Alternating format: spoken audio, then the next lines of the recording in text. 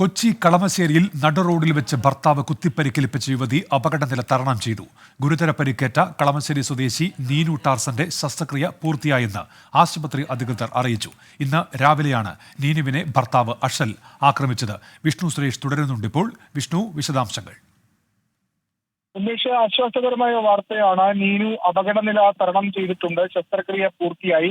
അമൃത ആശുപത്രിയിലാണ് നിലവിലുള്ളത്. 3 ദിവസം നിരീക്ഷണത്തിന് ശേഷം റൂമിലേക്ക് മാറ്റും എന്നാണ് ലഭിക്കുന്ന വിവരം. പോലീസ് ഇതുമായി ബന്ധപ്പെട്ടുള്ള നടപടികളുമായി മുന്നോട്ട് പോവുകയാണ്. പ്രതി സ്റ്റേഷനിൽ എത്തി നേരിട്ട് കീഴടങ്ങിയിരുന്നു. ഇയാളെ കോടതിയിൽ ഹാജരാക്കി റിമാൻഡ് ചെയ്യാനുള്ള നടക്കും. ഇരുവരും തമ്മിൽ കുടുംബ പ്രശ്നങ്ങൾ ഉണ്ടായിരുന്നു.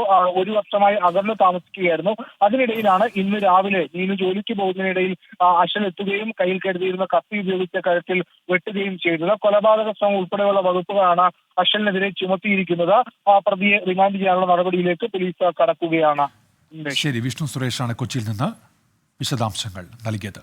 ലോകത്തെവിടെയായാലും ഏത് സമയത്തും 24 വാർത്തകളും ഓഗ്മെന്റഡ് റിയാലിറ്റി പാക്കേജുകളും എക്സ്പ്ലെയിനറുകളും വിശദമായി കാണാൻ ഞങ്ങളുടെ യൂട്യൂബ് ചാനൽ നിങ്ങൾക്ക് സബ്സ്ക്രൈബ് ചെയ്യാം.